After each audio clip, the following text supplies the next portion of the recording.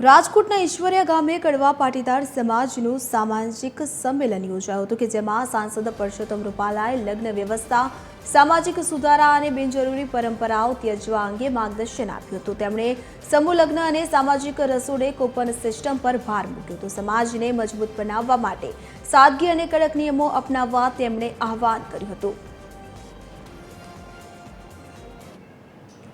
મને એમ કહેવાનું મન થાય છે કે હમણાં કદાચ આ વિષય આખા એ રાજ્યમાં અને બધા સમાજોની અંદર કેન્દ્ર સ્થાને ચાલી રહ્યો હોય એવું વાતાવરણ હાલે છે અને ક્યાંક કડકે હાલે છે,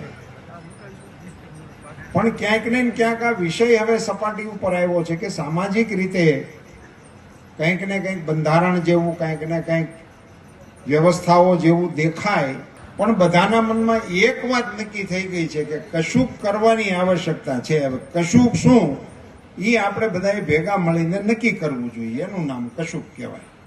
નહીતર આપણે હજી શોધતા જ રહ્યા ને એમને કુછ બાત હૈ કે આપણા ઉદ્ઘોષક શ્રી બોલ્યા હતા કે હસ્તી મિટતી નહીં અમારી।